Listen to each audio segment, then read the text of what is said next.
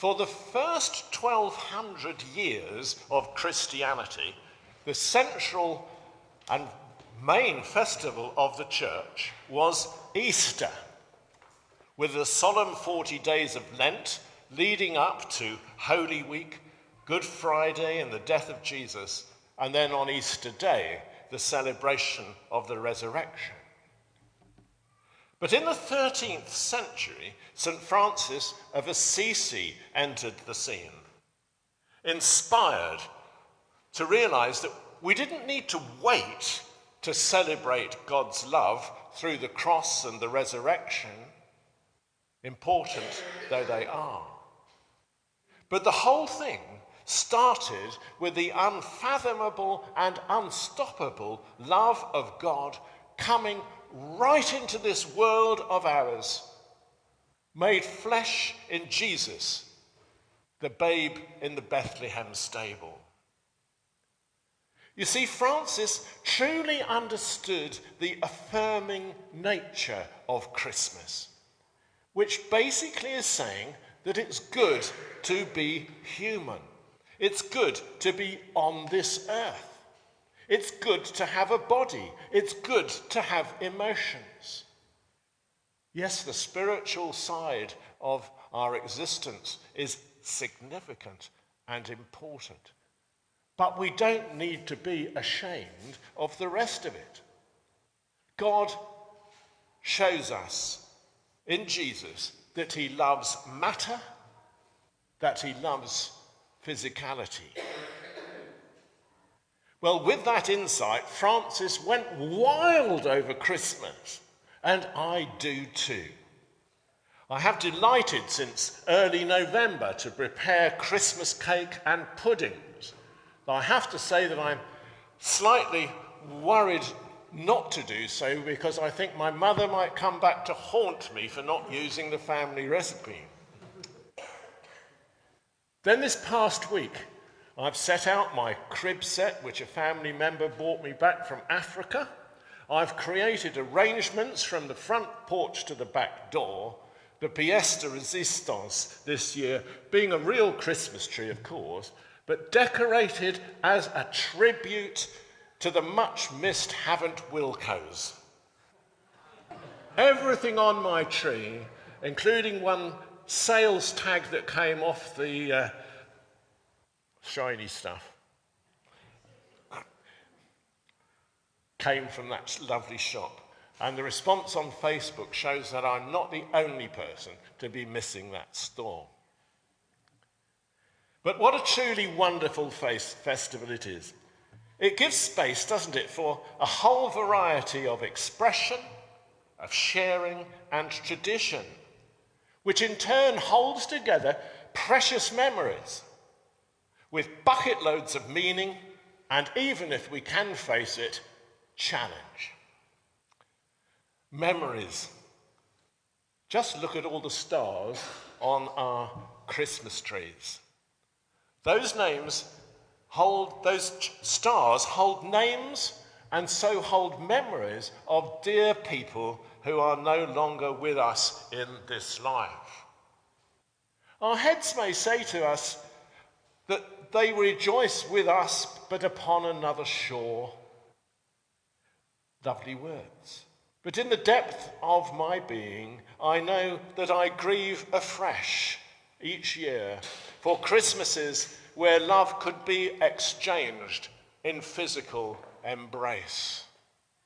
We miss that embrace for our loved ones who have died. And that physicality, that grief, is given total legitimacy as love takes human flesh in Bethlehem.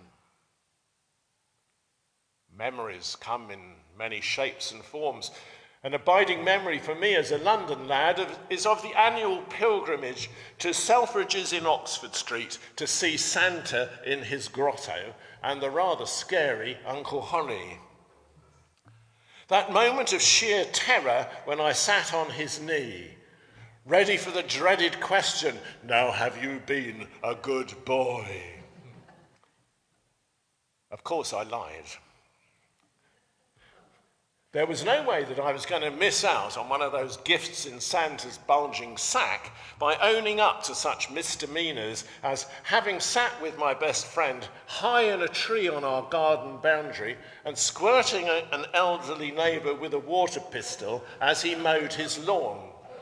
I said it was terribly funny because he'd stop and go, and then he'd carry on, never spotting us. Okay. I can be available for your confessions in the chapel there after the service. The Christmas story, though, sparks many a memory, but it's also jam-packed with meaning. Each and every element of the Christmas story that Luke wrote for us, and they mostly come to us via Luke's Gospel, it underscores for us the wonder of divine love coming into the world. First, I guess we must be amazed that this coming should have happened at that time and place in history. The land languished under the harsh heel of Roman invaders, and life was cheap.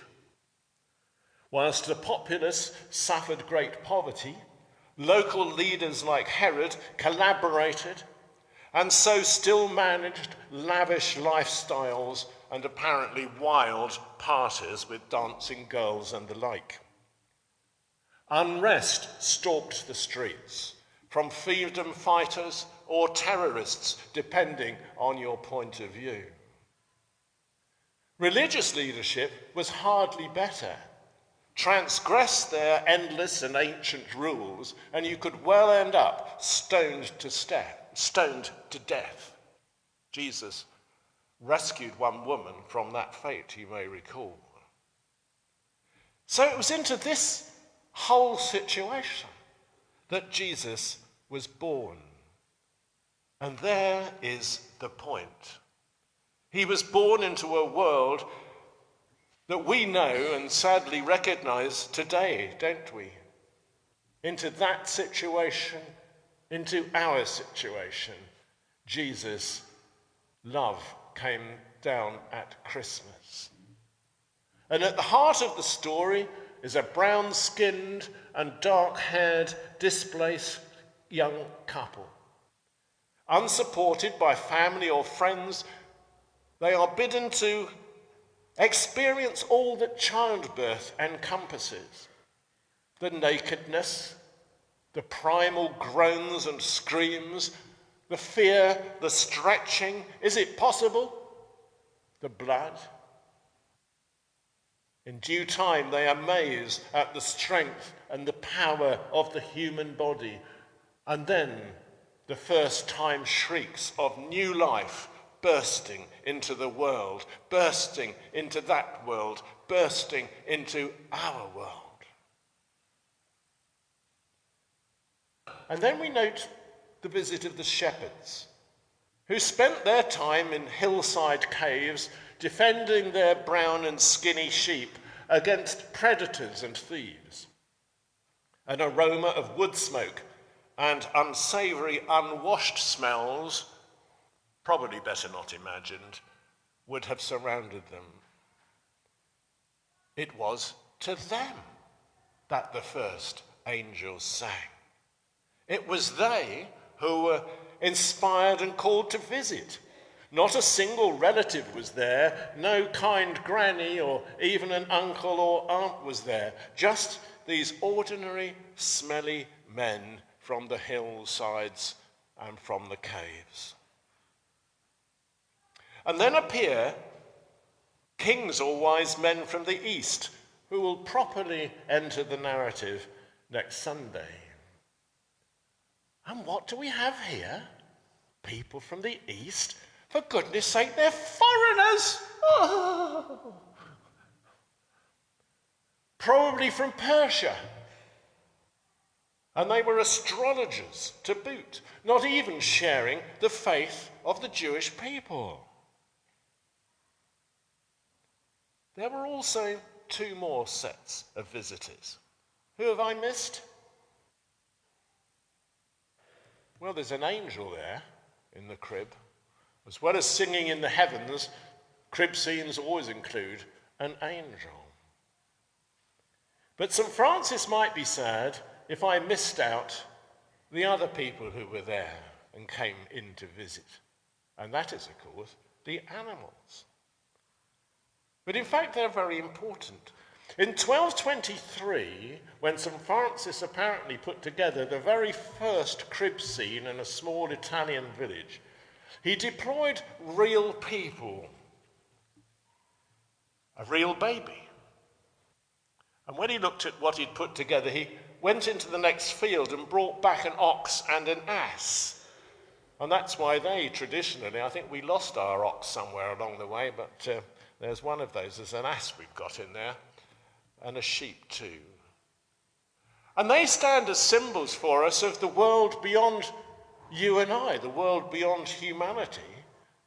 They're symbols for us of all that exists on this wonderful planet, of which we have been so careless in the past through ignorance, and even in our greater knowledge are still careless now. So in each little piece of this story, I'm sure you can see a common theme, which is that our world really doesn't need to be that all too often in the way that we have fashioned it to be. It doesn't need to be a place of wars, of obscene riches on the one hand and poverty on the other, a world of cheating and lies and downright mean-spiritedness. Love, Jesus, God came down on Christmas into all the mess of the world that our world might just become. A place of peace, a place of kindness, of honesty, of generosity and respect.